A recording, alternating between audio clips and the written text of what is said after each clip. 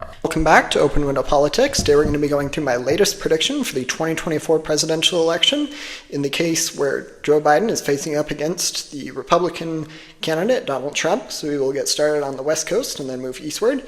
I actually added two states that were lean Democrat. I added them to the toss-up column. We'll be going through each of those, and we will be going through these close swing states as well. So we'll get started with the state of Nevada. I think things are looking pretty good for the Trump campaign. But I do think that it will probably be somewhat close, but I'm going to give it a lean Republican margin. I'm going to add a tilt characterization for later.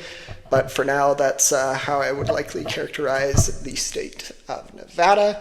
In a couple of other states, we will go now to the state of Arizona. In Arizona, I think this is likely to be a tilt red Republican state.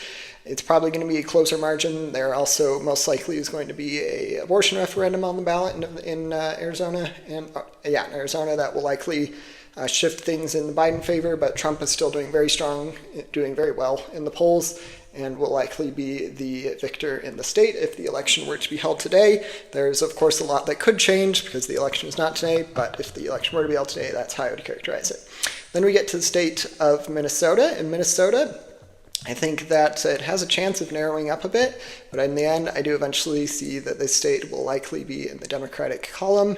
I think it will probably be by about a lean margin, probably about 3 points. We'll see what it goes for, but I could also see it going down to tilt, being less than a point.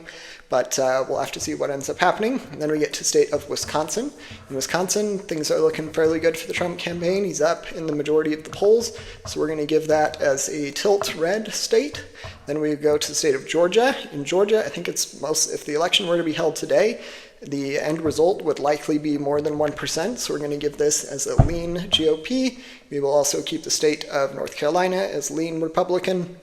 And then we get to the state of Michigan. Actually, we'll come back to Michigan and Pennsylvania. We'll go to the state of New Hampshire. I think that Democrats are likely to do well in the state of New Hampshire and are probably going to be able to hold the state by a decent margin.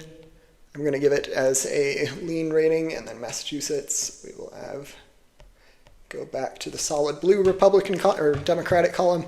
So that is likely what I see the end results being in New Hampshire. And then we get to state of Michigan. Michigan, I think that that incumbent has a good chance at that Biden has a decent chance at being able to win the state. I do think it'll be a close margin, but I think of the Rust Belt states, it is likely to be the one that was most likely to go in the Democrats column. And we already have Trump at 277 electoral college votes, so he is winning regardless of what ends up happening. He's got the electoral college majority in the electoral college. And then we finally have the state of Pennsylvania. I think Pennsylvania right now, if the election were to be held today, would likely go to the Republican candidate, in this case Donald Trump. In the end, this leaves us with 242 electoral college votes for the Democrats to 296 for the Republican candidate, in this case Donald Trump. Feel free to let me know if you have any questions about any of my predictions, and don't forget to like and subscribe. Thanks. Bye.